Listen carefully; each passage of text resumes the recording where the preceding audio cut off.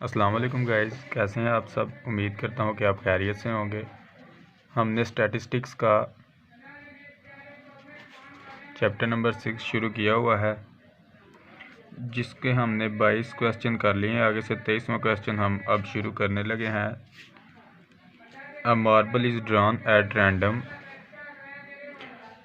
Drawn marble 1 from a box containing 10 red balls is equals to 10, white balls is equals to 30 and blue balls is equals to 20, orange balls is equals to 15। Total कितनी हो गई? 30 + 10 40, 40 + 20 60, 60 + 15 75। Total 75। अब आगे इसके 4 parts हैं, orange और red, not red और orange, not blue,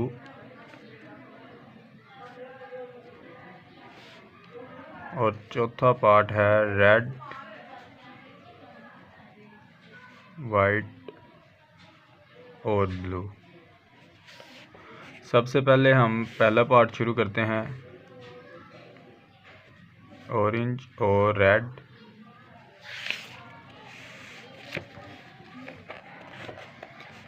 इसमें लेट कर लेते हैं x is equals to orange और रेड,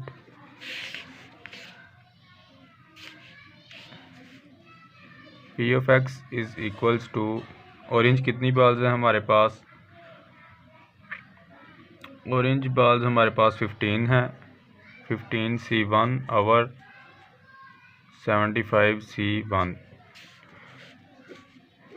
क्योंकि अगर आप इसके साथ आगे इसने क्योंकि रेड भी कहा हुआ है, तो हम रेड में से, जब रेड हमारे पास 10 है तो 10 में से तो कोई नहीं आएगी, क्योंकि अगर जब हम रेड में से निकालेंगे तो फिर ऑरेंज नहीं निकलेगी। एक ही ड्रान किया हमने, तो जब हम ऑरेंज ड्रान कर लेंगे तो उसमें से रेड नहीं निकलेगी। इस वजह से हमने ऑरेंज में से एक निकाल लिया है, तो रेड 0 आ जाएंगी। तो ओवरऑल टोटल में से हमने 1 एक ही निकाल लिया है, तो इस वजह से 75 C1 आ जाएगा। ये हो गई अगर ऑरेंज हो तो, और अगर हो रेड तो आ जाएगा 10 C1, 15 C0 और 75 C1।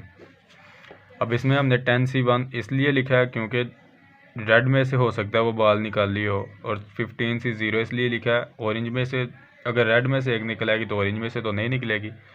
तो 75 C1 टोटल में से तो हमने एक ही निकाल लिया है, इस वजह से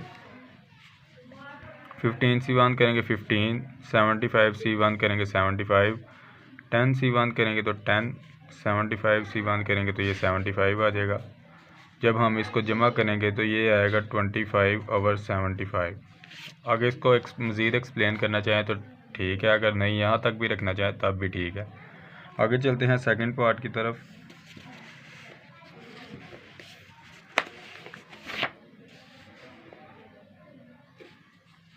जो कि है नॉट रेड और ऑरेंज। अब इसका मतलब है 4 बॉल्स हैं, रेड, वाइट, ब्लू और ऑरेंज, तो उसमें से रेड और ऑरेंज नहीं है, तो इसका मतलब ज़ाहिर सी बात है 2 ही पीछे रह जाती हैं, वाइट और ब्लू। तो लेट कर लेते हैं y इज़ इक्वल्स टू,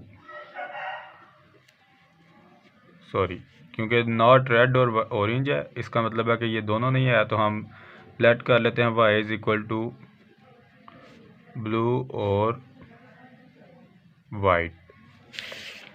जब हम इसकी प्रोबेबिलिटी फाइंड करेंगे P of Y is equals to, तो ब्लू बॉल्स हमारे पास 20 हैं, 20 C1 क्योंकि एक ही ड्रॉन की है। तो जब वाइट बॉल्स में से हम निकालेंगे 30 C0, क्योंकि वाइट में से तो फिर नहीं निकलेगी, निकलनी तो बॉल एक ही है ना, ड्रॉन हमने एक ही बॉल की है, या वो ब्लू में से निकाल लें या वाइट में से निकाल लें, तो हमने अभी ब्लू में से निकाल लिया। तो आगे इसका 75C1, क्योंकि टोटल में से तो हमने एक ही निकालनी है ना। आगे 30C1 20C0 over 75C1, 20C1 20, 75C1 75 plus 30 over 75C1 75, ये आ जाएगा 50 ओवर 75। अब आगे चलते हैं तीसरे पार्ट की तरफ। आगे इसका थर्ड पार्ट है नॉट ब्लू। इसका मतलब है अगर जब हमारे पास 4 बॉल्स हैं या 4 कलर हैं, एक ब्लू, वाइट, ऑरेंज और रेड, तो उसमें से ब्लू नहीं होगा तो पीछे ज़ाहिर सी बात है 3 कलर रह जाएंगे, रेड, वाइट और ऑरेंज। तो हम लेट कर लेते हैं Z is equals to red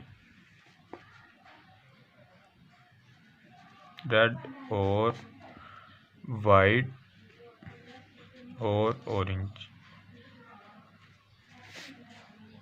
जब हम इसकी प्रोबेबिलिटी फाइंड करेंगे P of Z is equals to, तो रेड बॉल हमारे पास 10 है, 10C1। तो जब हम इन दोनों बॉल्स को बकाया कि जब हम करेंगे तो आएगा तो वो 1 नहीं, जब हम 20C1 करेंगे तो वो भी 1 आएगा, 15C0 करेंगे वो भी 1 आएगा।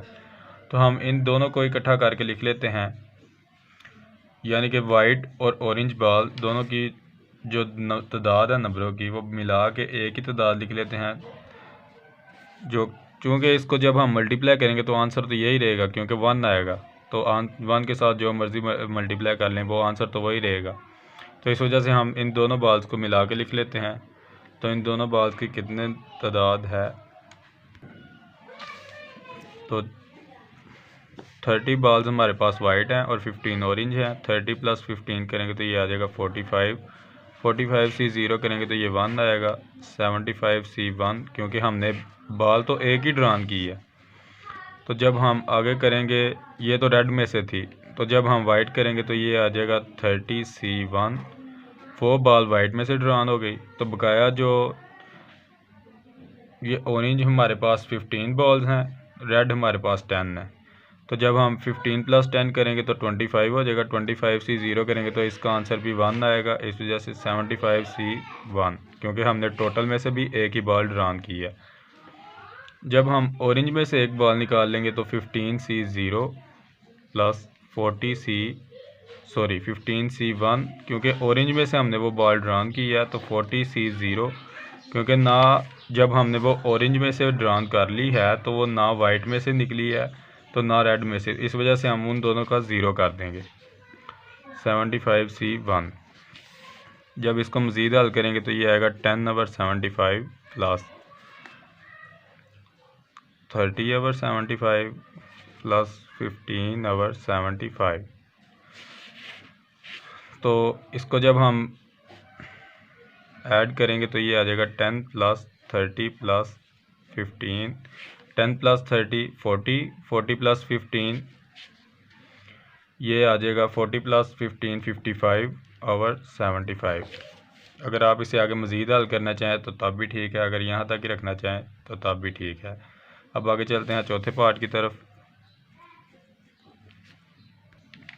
इसका चौथा पार्ट है हमारे पास रेड, वाइट और ब्लू। ये तो चलें इसने ऐसे लिख के दिया हुआ है, अगर आप पेपर में आपको इस तरह आ जाए नॉट ऑरेंज, जैसे कि ये पिछला था नॉट ब्लू, इसका मतलब भी यही था। इसमें तो चले ब्लू नहीं था, इसमें अगर वो आपको कह दे नॉट ऑरेंज, तो दोनों की बात एक ही है, वैसे आपने कंफ्यूज नहीं होना। तो अब हम इसे लेट कर लेते हैं A is equals to red और वाइट और ब्लू। जब P ऑफ A फाइंड करेंगे तो हमारे पास आ जाएगा रेड हमारे पास 10 है, 10C1 ब्लू और वाइट हमारे पास 30 हैं और ब्लू बॉल्स हमारे पास 20 हैं। तो जब हम इसमें से तो हमारे कोई निकला नहीं, तो इस वजह से हम इन दोनों को ऐड करके लिख लेते हैं। तो 30 + 20 50C0 और 75C1 प्लस, अब अगर वाइट में से वो बॉल ड्रॉन हो तो 30C1, ब्लू और रेड इन दोनों में से कोई नहीं आया तो रेड 10 है और ब्लू 20 है, तो 30C0 और 75C1 प्लस, अगर ब्लू में से बॉल ड्रॉन हो जाए 20C1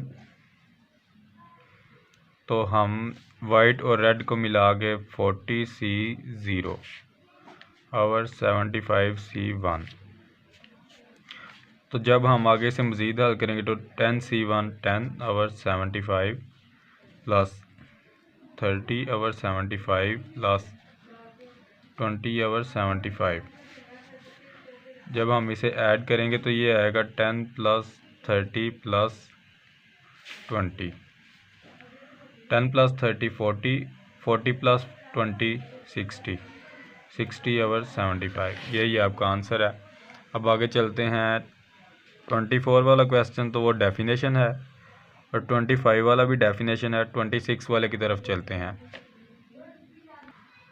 क्वेश्चन नंबर 26 है हमारे पास जी, A and B can solve 60% और and 80%। A is equals to 60%, B is equals to 80% of the problems in a book respectively. What is the probability that either A or B can solve a problem chosen at random? अब आपने probability find करनी है। इसमें हम probability ऐसे find करेंगे, A union B is equals to, क्योंकि हमने probability फाइंड करनी है तो हम इस तरीके से फाइंड कर सकते हैं। अब इसमें P A यूनियन B, इसका फार्मूला क्या होता है? इसका फार्मूला होता है probability of A plus probability of B minus probability of A intersection B। अब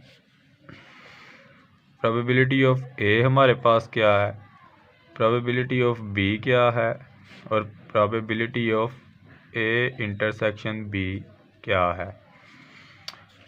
अब हमने लेट किया है A is equals to 60%।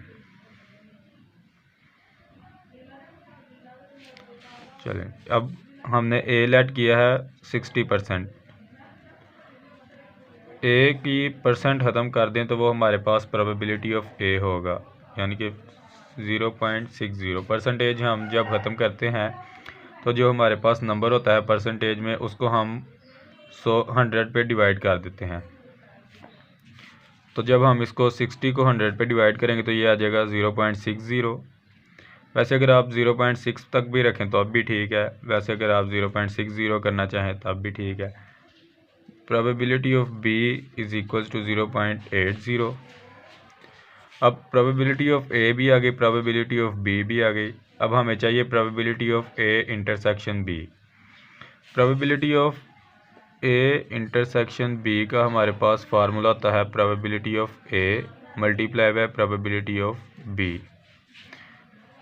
Find कर लें 0.60 into 0.80 is equals to, calculator की मदद से हल कर लेते हैं। 0.6 इंटू 0.8 इज इक्वल्स टू 0.48। 0.48 ये हमारे पास probability of A intersection B आ गया। अब हम probability of A union B का फार्मूला पुट करते हैं। probability of A है हमारे पास 0.60 प्लस probability of B है 0.80 और probability of A intersection B है 0.48। जब आप इसे कैलकुलेटर की मदद से हल करेंगे तो ये 0.60 और 0.80 जब इनको ऐड करेंगे तो ये आ जाएगा 1.4 माइनस 0.48 अब जब हम इसे माइनस करेंगे तो 1.4 माइनस 0.48 ये हमारे पास आ जाएगा 0.92। यही आपका आंसर है। आगे चल